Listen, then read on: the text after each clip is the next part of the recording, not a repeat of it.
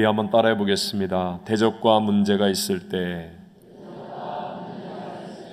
더 큰 은혜를 체험한다. 오늘 성경 본문에 나오는 다니엘은 우리 모두가 잘 아는 대로 마음이 민첩하고 또 당시의 모든 다른 총리들과 고관들보다 뛰어나서 왕이 신임했던 사람이었습니다. 성실하고 정직하고 또 충성되어서 누구도 흠잡을 데가 없을 정도였습니다. 함께 4절 말씀을 읽어봅니다. 이에 총리들과 고관들이 국사에 대하여 다니엘을 고발할 근거를 찾고자 하였으나 아무 근거, 아무 허물도 찾지 못하였으니 이는 그가 충성되어 아무 그릇됨도 없고 아무 허물도 없음이었더라. 아멘. 이렇게 완벽에 가까운 다니엘에게도 대적이 있었고요. 또 매일 3번씩 기도하는 다니엘의 믿음을 공격하는 문제가 생기기도 했다고 성경은 말합니다. 7절을 같이 읽어봅니다. 나라의 모든 총리와 지사와 총독과 법관과 관원이 의논하고 왕에게 한 법률을 세우며 한 금령을 정하실 것을 구하나이다.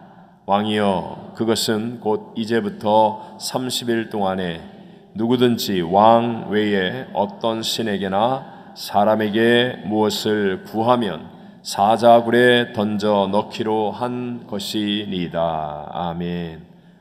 다니엘의 신앙 그리고 삶 전체를 파괴하는 심각한 위기가 다가왔다고 말할 수 있습니다. 그러나 우리 모두가 잘 아는 것처럼 다니엘은 승리했습니다. 오히려 그 대적과 문제 때문에 더 큰 하나님의 영광을 드러내게 되었고요. 다니엘은 더 존귀해지는 사람이 될 수 있었다는 것입니다. 어떻게 하면 우리들도 다니엘처럼 피하지 못할 위기를 승리와 영광으로 바꿀 수가 있겠습니까? 저는 오늘 대적과 문제가 있을 때 더 큰 은혜를 체험한다라는 제목으로 하나님께서 이 시대를 살고 있는 저와 여러분에게 주시는 3가지 은혜를 함께 나누고자 합니다. 첫 번째, 대적과 문제의 위기와 상관없이 하나님은 선한 계획을 이루시는 분이심을 믿어야 한다는 것입니다. 자, 당시에 우리 다니엘이 살고 있었던 이 바벨론은요, 세계의 패권을 주름잡던 강대국이었습니다.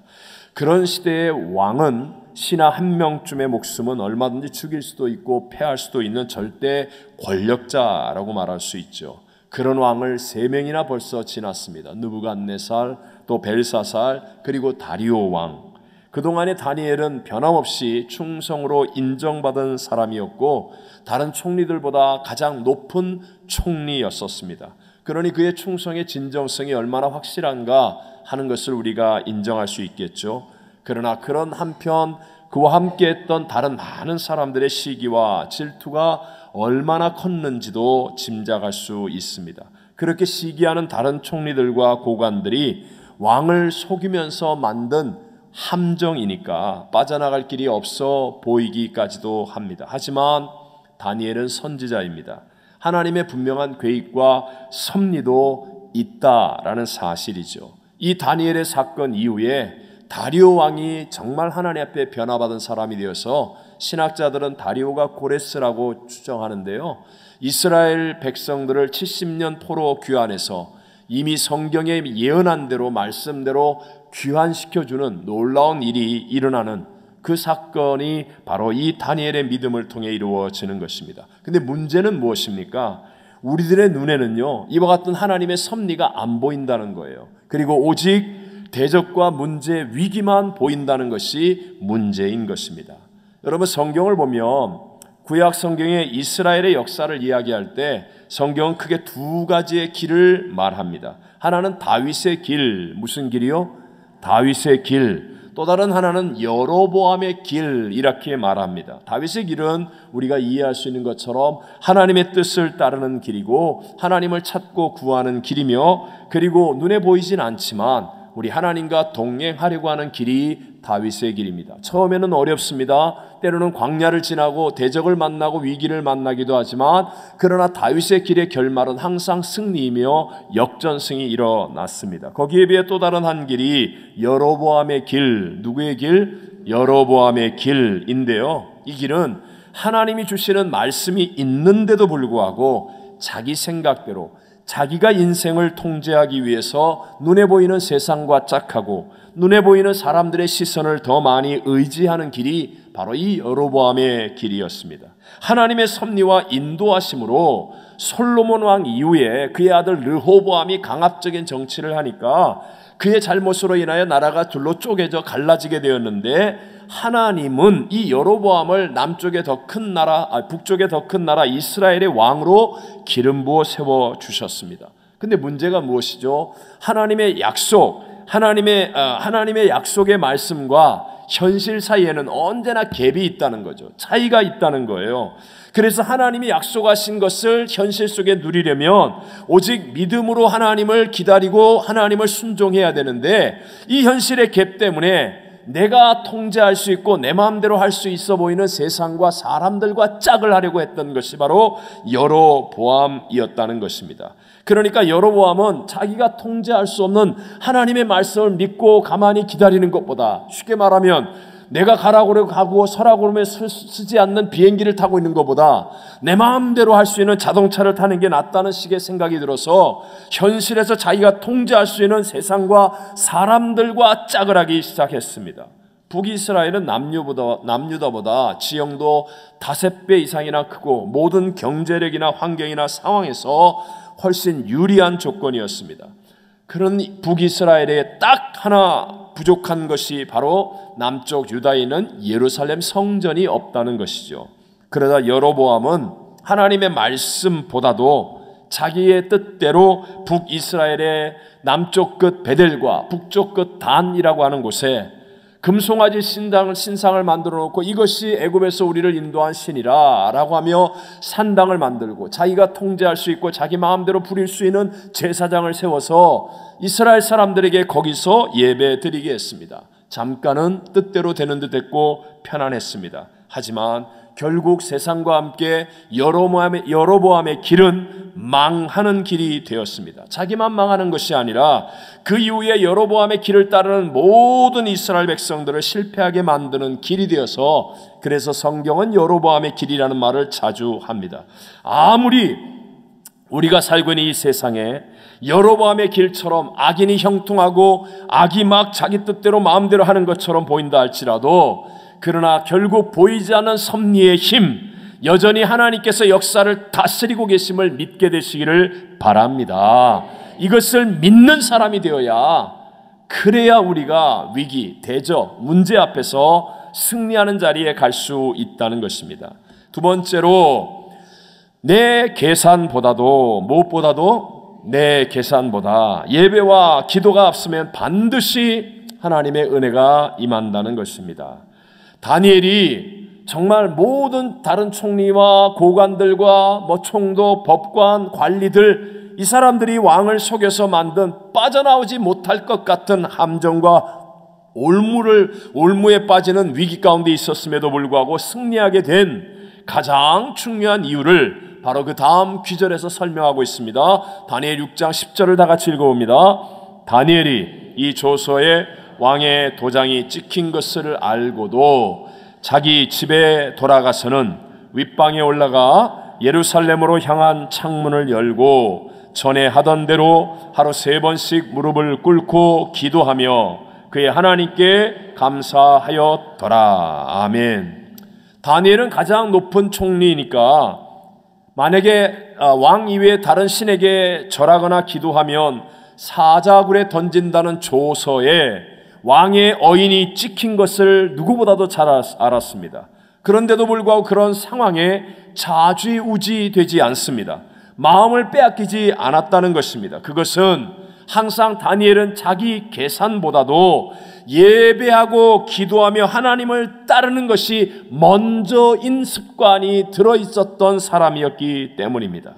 여러분, 인간적인 방법으로도요, 나의 노력과 수단 등을 통하여서도 상황을 한두 번 정도는 극복하거나 이겨내거나 바꿔낼 수 있습니다. 하지만 상황은 계속하여 바뀌어지며 우리에게 다가오게 됩니다. 한두 번은 내가 이기는 것 같지만 곧이어 지치고 쓰러지고 염려할 수밖에 없습니다. 그러나 우리 하나님은 어떤 분이십니까? 하나님은요, 상황이 어떻게 바뀐다 할지라도 우리 선포합시다. 하나님은 문제보다, 하나님은 대적보다, 하나님은 하실 수. 그렇기 때문에요, 하나님 한 분을 먼저 상대하면 많은 상황이 바뀌어지는데, 대적이 바뀌어지는데도 불구하고 내 마음속에 휘둘림을 당하지 않고 평안을 누리고 승리를 확신하는 삶의 길을 걸어갈 수 있다라는 것입니다. 내가 상황을 바라보면서 내가 계산하면, 내가 통제하려고 하면 결국은 끌려다니는 인생, 염려하고 근심하는 인생이 되지만, 그냥 먼저 하나님을 예배하고 먼저 하나님께 기도하면, 그러면 상황보다 크고 상황보다 더 위대하신 하나님의 은혜가 오히려 더 크게 내게 임하여서 기쁨과 감격과 눈물 있는 신앙의 삶을 살아가게 될 줄로 믿습니다. 모세는 바로의 왕자였었습니다. 최고의 학문, 최고의 무예, 최고의 것들을 다 갖추고 배우고 가진 사람이었습니다. 그래서 자기가 상황을 통제하기 위해서 이스라엘 사람들을 괴롭히는 애굽 병사를 때려 죽였다가 이 상황이 점점 자기가 통제할 수 없는 다른 문제들을 일으키게 되니까 결국은 궁전을 떠나 광야로 도망을 가서 무려 40년 동안 내가 상황을 통제하는 사람이 아니로구나 하는 것을 깨닫는 깨어짐의 시간을 갖습니다. 그러던 어느 날 호렙산 가시떨기 나무에 불꽃이 보이는데요, 늘 지나다니는 길이요 양치는 길목에서 보았던 불은 가시떨기 나무이긴 하지만 덤불이에요. 덤불 확 타고 없어져야 되는데 조금 있다 봐도 계속 불이 타 있고, 한참 있다 봐도 계속 불이 타 있고, 계속 불이 있는 것을 보고 가까이 갔다가 거기에서 하나님의 임재를 체험하지요. 그리고 하나님의 말씀을 듣고 인생이 변화되어서 이스라엘 200만 백성을 세계 최강대국 애국으로부터 건져내는 위대한 역사의 주인공이 되어지게 된 것입니다. 이 말의 의미가 무엇이죠? 하나님의 임재가 있으면 꺼지지 않는 덤불의 불처럼 지속적인 힘, 아무리 나이 80에 가진 것 없는 노인이라도 세계 최강의 국가를 이길 수 있는 힘이 임하게 될 줄로 믿습니다. 세상의 불은요, 한번 확 붙었다가 금방 꺼지는 거예요. 성냥불처럼, 아니면 덤불의 불처럼 붙을 때는 뭐가 될 것 같은데 근데 쉬 꺼집니다. 또다시 꺼지는 겁니다. 하나님의 임재의 체험이 없으면, 먼저 하나님을 예배하고 하나님을 기도하는 사람이 되지 못하면 할 때는 잘합니다. 내가 열받았으니까, 이건 내가 잘할 수 있으니까 막 업이 됩니다. 그런데 또 한순간에는 그냥 다운이 되는 거예요. 업앤다운이 심해서 하나님이 사용할 수가 없는 사람이 됩니다. 대부분 이런 사람, 할 때는 잘하는데 안 할 때는 또 안 하거나 포기하는, 잠수를 타거나 잘못되는 이런 사람들은 그 특징이 뭐냐? 예배나 기도보다도 자기의 계산이 앞선다는 거예요. 자기의 계산. 바로왕을 보십시오. 여러분, 무려 10번이나 모세를 통하여 하나님의 말씀을 직접 들었고 그 어마어마한 기적을 자기가 직접 다 체험했습니다. 그런데도 불구하고 마음이 계속 끝까지 완악해졌다라고 성경은 기록합니다. 이유는 자기가 계산하기 때문에 그래요. 그 시대의 노예는 한 나라의 생산 기능을 담당하는 파트입니다. 쉽게 말하면 국가의 왕으로 노예가 한꺼번에 다 빠져나가서 광야에서 예배드리고 언제 돌아올지 모른다고 한다면 국가 경제가 마비될 수 있다는 것이죠. 그러니까 재앙을 만날 때마다, 하나님의 역사가 일어날 때마다 아이고 난 항복합니다, 하나님 뜻대로 하십시오 해놓고 그 다음에 조금 있다가 또 자기가 계산하니까 자기의 마음이 완악해져서 자기가 통제하려고 자꾸만 반복하는 거예요. 그러다가 결국은 박살나버리고 홍해바다에 수장되어지는 그 비참한 결말을 갖게 된 것입니다. 오늘날도 마찬가지입니다. 예배 드립니다, 기도합니다. 그런데도 불구하고 자기의 의 또는 자아가 강한 사람일수록 자기가 자꾸 계산하는 거예요. 그래서 자기가 통제하려고 하니까 이 생명의 풍성함을 마음껏 누리지 못하는 것입니다. 혹시 그 사람이 남들보다 머리가 좋다든가 아니면 어떤 예배의 경험이 많아서이든지 어쨌든 상관없어요. 분명히 예배도 드리고 기도도 하는데, 그런데 자기가 주도권을 가지고 자기 마음대로 하려고 하는 거예요. 예배 시간에도 계속 들락달락하고 말이죠. 오고 싶으면 오고 안 오고 싶으면 안 오고, 와서는 잘합니다. 근데 안 오고 싶으면 안 오는 거예요. 자기 마음대로 하려고 하는 겁니다. 그러니까 이 생명을 못 누리는 겁니다. 생명을 못 누리는 거예요. 신앙이란 무엇입니까? 신앙이란 본질적으로 예수님의 부활의 생명으로 거듭나는 것이고 그 생명을 체험하는 것이고 그 생명을 누리는 것인데, 이 예수님의 부활의 생명을 누리려면 반드시 십자가 죽음을 통과해야 나타난다는 사실을 기억해야 합니다. 요한복음 11장 25절만 읽어봅니다. 예수께서 이르시되 나는 부활이요 생명이니 나를 믿는 자는 죽어도 살겠고 나를 믿는 자는 죽어도 살겠고 나를 믿는 자는 죽어도 살겠고. 구약의 출애굽의 그 위대한 역사를 보십시오. 다른 것으로는 안 되는데요, 어린 양을 죽여 그 피를 바릅니다. 그러므로 죽음의 신이 패스오버 하는 거 아닙니까? 지나가는 거예요. 그래서 유월절을 통해서 위대한 새 역사가 만들어지는 것입니다. 예수님의 십자가의 죽으심으로 부활의 생명이 우리에게 전해진 것처럼 우리도 자기를 부인하고 십자가를 지는 죽음의 길을 지날 때 내 뜻대로 하는 게 아니라, 내가 계산하고 내가 통제하는 예배자, 내가 마음대로 하는 기도자가 아니라 정말 내가 죽음의 길을 지나는 예배자여 기도자가 되어지면 이 부활의 생명이 마음껏 누려지는 복을 얻게 될 줄로 믿습니다.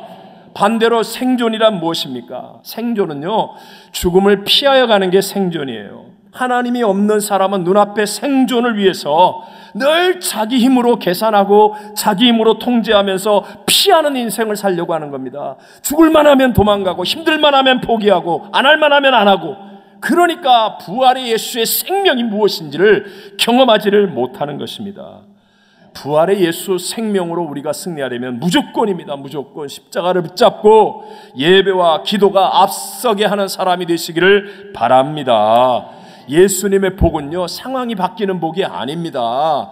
상황이 바뀌는 복이 아니고요, 임마누엘 하나님이 우리와 함께 하시는 복입니다. 문제보다 크시고 대적보다 크신 하나님이 함께 하시기 때문에 상황은 더 어렵고 상황은 대적이 나오는데도 불구하고 하나님이 함께 하시기 때문에 돌파하는 것이고 이기는 자가 되어지는 복인 줄로 믿습니다. 이 복을 누리려면 먼저 예배와 기도에 이 규칙을 가져야 한다는 것이죠. 내가 계산하면 내 마음이 완악해지고 내가 통제하려고 하면 결코 이 역사를, 우리의 삶 속에 부활의 예수의 생명의 역사를 마음껏 누리지 못하기 때문입니다. 마지막 세 번째로, 하나님의 말씀을 순종하는 믿음이 증거되면, 무엇을 순종하는 믿음이요? 하나님의 말씀을 순종하는 믿음이 증거되면 그때 현실 가운데 하나님의 역사는 일어난다는 것입니다. 여러분, 말씀을 순종하면 그때부터 내 힘이 아니라 하나님의 힘이 개입되기 시작합니다. 그렇기 때문에 내가 생각하는 것보다 더 큰 인생을 살게 되고요, 나는 몰랐는데 문제와 대적보다 항상 강한 자리에 있게 되어져 있습니다. 나는 맨날 초라하고 연약하고 별 볼 일 없는 사람인 줄 아는데요, 하나님 말씀을 순종하면 그 말씀의 능력이 나를 위대하게 만들어 준다는 것입니다.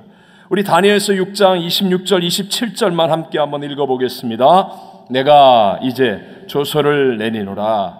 내 나라 관할 아래에 있는 사람들은 다 다니엘의 하나님 앞에서 떨며 두려워할지니 그는 살아계시는 하나님이시요 영원히 변하지 않으실 이시며 그의 나라는 멸망하지 아니할 것이요 그의 권세는 무궁할 것이며 그는 구원도 하시며 건져내기도 하시며 하늘에 서든지 땅에 서든지 이적과 기사를 행하는 이로써 다니엘을 구원하여 사자의 입에서 벗어나게 하셨음이라 하였더라. 아멘. 지금 이 위대한 고백을 다니엘이 하고 있는 게 아니에요. 이스라엘의 무슨 율법자들이 하고 있는 게 아닙니다. 바로 다리오 왕이 지금 하고 있는 겁니다. 다리오 왕이, 바벨론 제국의 절대 권력을 가진 왕이 하나님을 찬양하고 하나님을 높이며 하나님께 영광 돌리는 이 엄청난 고백을 하고 있습니다. 바로 이 다니엘의 사건을 통하여 다리오 왕이 변화되었어요. 그래서 70년 만에 포로에서 귀환하리라고 예언하신 하나님의 말씀대로 고레스가 칙령을 내려서 이스라엘 백성을 돌아가게 하는 바로 그 왕으로 변화되게 된 것입니다. 이 일이 어떻게 일어납니까?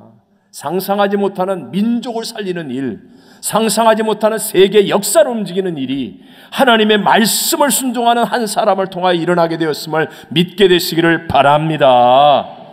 여러분, 이스라엘이 요단강을 건널 때 갈라져서 들어간 게 아닙니다.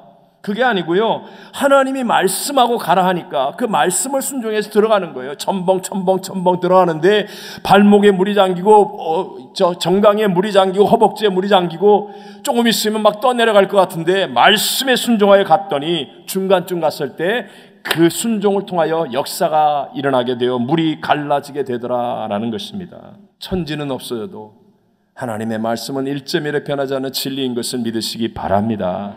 그래서 하나님의 말씀을 순종하면 내가 약해도 실패했어도 그럼에도 불구하고 하나님이 일으키시고 새롭게 하시고 위대하게 만들어 줍니다.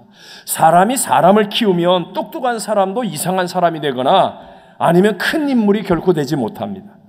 하지만 부족하고 연약한데도 불구하고 하나님의 말씀으로 키우면 정말 위대한 인물들이 됩니다. 저는 이번에 중남미 총회 가서요, 옛날 선교사님들의 자제분들이 너무너무 훌륭한 인물들이 되어 있는 것을 보고 정말 감동과 눈물을 흘렸습니다.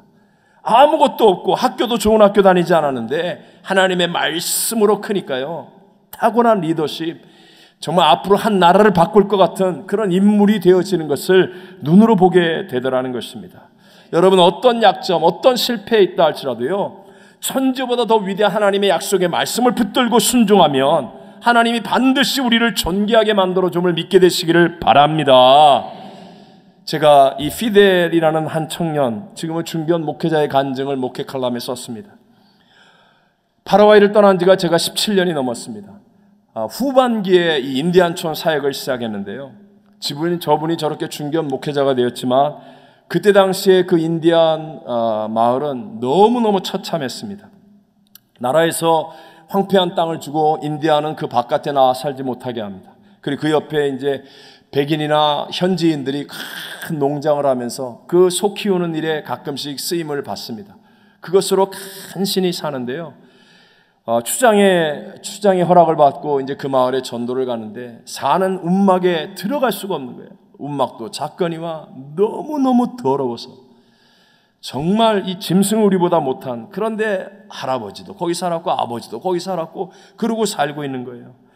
그곳에서 예수를 영접한 청년들이 생겨났습니다. 저 피델 그때 결혼을 했어요. 10대에 결혼하니까요. 인디안들은 결혼했는데 자녀가 없는 그런 청년이었습니다.